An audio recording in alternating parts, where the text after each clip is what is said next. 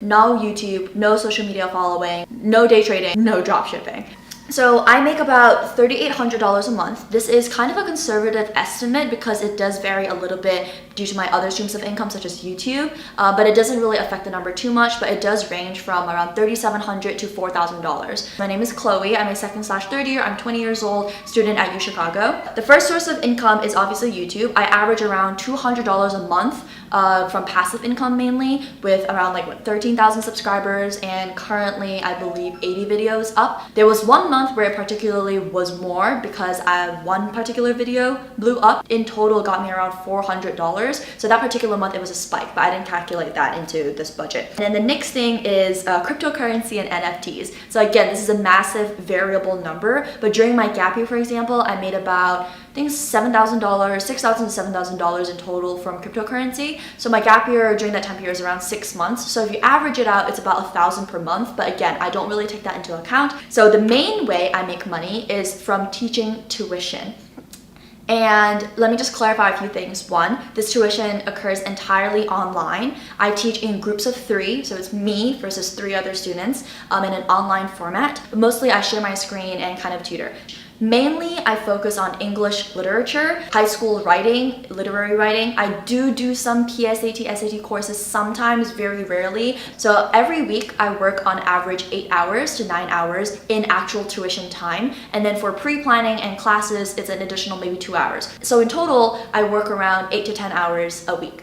My target age audience is, or the grade audience, started from around 6th grade to 7th grade. And then I quickly expanded to all the way from 6th grade to currently 9th grade, or sometimes even 10th grade I've taught before. And my majority of students are focused around 8th and 9th grade. So high school, or early high school going into high school students. So for my high school specifically, there is a different grading system for classes. So for example, English is split up into non-native and native, and then within native you have standard, standard plus, honors, and honors plus. So what I had going for me is I've been in honors plus classes basically my entire life in this school, so for about 7 years. So I didn't know what the most difficult material would look like. So at the beginning, my target audience were either people who were struggling in these honors plus classes, or kids who were in honors who wanted to go to honors plus, who they need to take the whole test, you need to improve your grades to be upgraded by a class. So my teaching method is very straightforward.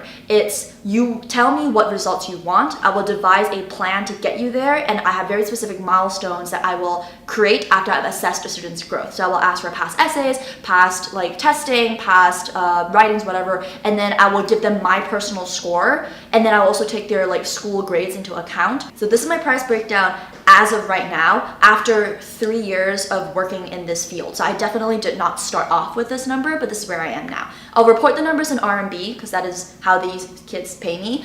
And then I will report the total number in USD on the screen as well. So each person pays me 250 RMB per hour. I teach 3 kids per class, so you times that by 3. I teach 7 to 8 classes a week. So that's 8 times 750, which is around 6,000 RMB. Counting 1 month as having 4.5-ish weeks, for example, then that would be 25,000 RMB per month, which would total to 3,848.88 USD, according to today's exchange rate. This money is my personal savings. I save at least 40% of this money for the past few years, and the rest of it goes partially into my rent, but I cover my living expenses purely from YouTube and some other freelance side jobs that I do, like my redrawing, I do some photography, as well as interest on some of my investments. That's it. So I don't live off of this money. I don't count it into my living expenses other than rent and utilities, which are the big ones. So I first got started when I was in high school. I have a brother who is 4 years younger than me, and it kind of started off as me kind of tutoring him naturally during my junior year of high school, so when I was an IB student. And at the time, his friends came over one day to our house and they were prepping for a debate competition. So I was just I do debate, I did debate and I was decently good at it, so I'll just give you some pointers. So I sat there and it turned from 1 hour session to a 3-hour session, and then they were coming to my house regularly. And then one time my brother was oh, some of my other friends want to join in on your session too, and I was just okay, well, this is becoming kind of a project. So I talked to my mom and she was like, you know what, why don't we pick some sort of subject that you're good at or you're interested in, and you just, should start tutoring Jake and his friends. That's basically how it started. It really started to take off. I started to take more students around senior year of high school. So this was after I'd already gotten into UChicago. So the only thing I had to worry about were IB classes. So I had a lot of free time on my hands, essentially. I decided to start, going to school, staying after school a little bit more to tutor these kids one-on-one. So in the beginning, it was kind of disorganized. I just kind of asked my brother's friends, like, is anyone interested? I just charged them like a really low rate, lower than US minimum wage actually at the time, but it was more because I just want to experience, and also because it was super fun for me. I really love English writing in general. I mean, I'm writing a book. At that time, I only took around 7 to 8 students in total, and it was more like one-on-one sessions. But I quickly realized that I didn't like one-on-one. One, because it was too much dependent on this individual student. And second of all, each student's strengths and weaknesses, I feel, can be more easily expedited, like their improvement can be easily expedited by having other students in the same group, right? It's like, I think some people just study better when there's another person similar in grade, similar in level, maybe better or worse in some other things. And when you put them together, you teach them together, they kind of like rub off each other, they get more energized, it becomes like a friendly competition. It's just, I think a group environment was better. So I mentioned that my growth particularly happened the summer before college and like the latter half of my senior year in high school. And the reason for that is because it was near finals time. So it was like the big test that kind of showed like my students' improvement. And to my it was amazing. But to my surprise, a lot of my students either succeeded in like going up by a grade. So like the honors students went to honors plus, the standard plus students went to honors, or they had like gotten the highest final scores they had ever received.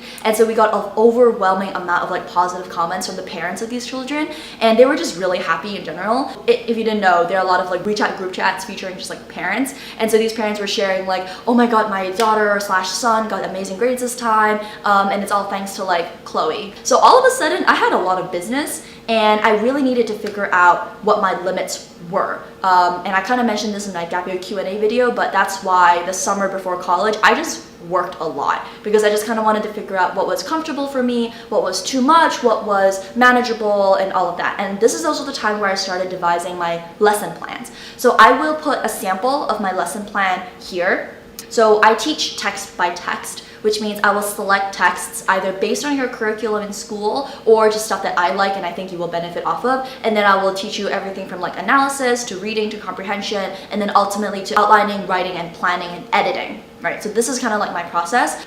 So what ended up happening was I settled with around 5 to 6 groups of 3 each that I wanted to take with me when I started college. And so that's exactly what I did.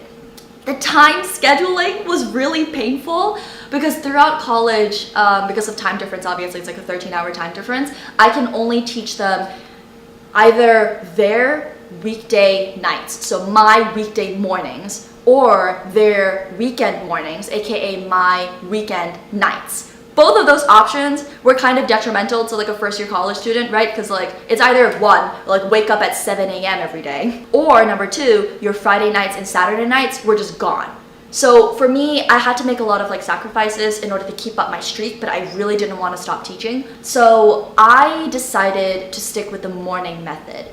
So there were multiple days in a week when I had to wake up at 7, even though my earliest class was at 10 a.m. I had to wake up at 7, get my lesson plan ready, get my like tutoring ready, review all the notes I'd taken for each student, and then teach them for an hour. And then move on to the next student and teach them for an hour. So it'd be like 7 to 8, and then 8 to 9 a.m. And I would rest for an hour, and then my class would start at 10. So right now, I've kind of changed the schedule to make it their weekend mornings, aka my weekend night. So basically Friday and Saturday from 8 p.m. to like past midnight, I'm not available at all. That's the sacrifice I have to make for this, which I don't even view as a sacrifice because I genuinely enjoy teaching so much. I have scaled down my operation. Actually, I'm sticking to my 7 to 8 classes a week, and I'm not currently taking newer students. However, I do this system where I graduate students out of my cycle. So when I think your writing is at a level where I think you can get like A's for the rest of high school, because that happened before, I will just be like, you don't have to come to this class anymore, which is kind of ironic for me to say because of course, you want them to keep paying you. But for me,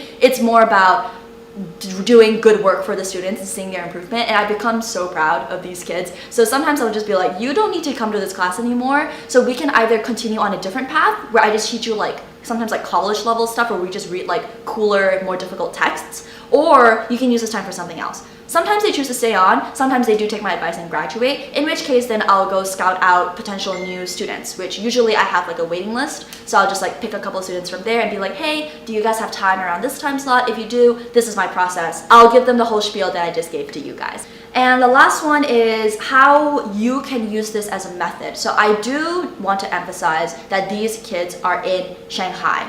And what this means is that education as a whole is a vastly different industry than in the United States, or I believe in any other Western country. Like the baseline for how much people charge for tuition, education, SAT prep, college prep even, sorry, that's my cat again. The baseline for how much they charge is just much higher. Like I'm not extorting any of these people. I charge like the industry average, if not lower than the industry average. I definitely started off as very low on the spectrum, and then now I'm kind of like at the industry average. For college apps for SAT prep, this amount that I just stated can go up by like 5-folds. And I know some college people who are like, you know, like they're like working people, but they have like college agencies who, no lie, make like $70,000 US from one student, like one student. My personal opinion on that is that that's too much and you shouldn't be paying that amount for anything.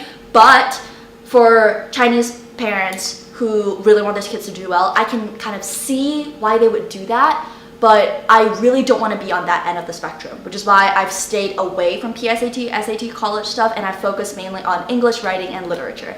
So for you, if you didn't study in China and you don't really have access to this market, or you don't really want to, I think just as a general rule, tutoring is just a really solid method for earning some extra income at your leisure. It's not really like a minimum wage job where you have to work like a 9-to-5. But it does have some requirements, right? Like you need to have some sort of like experience or testimonials or some sort of background. And of course you have to be like good at whatever subject it is that you're teaching. So there are some innate requirements, but I personally think that if you're a good student, you study well, you did well in high school, this is definitely something you should go into. I wouldn't recommend this as a full-time job for anybody because it's a little bit too volatile for my taste. Going on like Fiverr just to kind of test the waters, I think is a great idea. You should charge very low prices to get people to hire you, and then just see how it is like tutoring people online, because it is a weird process you have to get used to. But I would suggest you try that out first at like lowballing yourself, but you're doing it for the experience just a little bit. So do that. And after you kind of figure out your teaching style and niche, you can either, one, look to your high school and offer to teach kids of like a lower grade in a specific subject, or two, find agencies. But just a word of caution, please don't be on the side that kind of like cheats people out of their money by not putting a lot of effort into their classes. And that's kind of the thing I wanted to end with. It's like every time I tell people that this is the amount of money I make, this is the students I teach, they immediately assume that you're like cheating Chinese kids out of their money. But if you've seen me teach, you know that this is not an easy process. I've done this every single week for multiple hours for 2.5 to 3 years, which is actually more than I can say for any other thing I've done regularly in my life. And I think consistency is something that people don't really think about when they think about how hard it is to do something. And I think that applies to like YouTube or Twitch and stuff like that too, where it's like you really have to be consistent with something that you really like in order to do it well. Yeah, that's basically the case. Okay, thank you for watching and see you guys this Saturday. Bye-bye.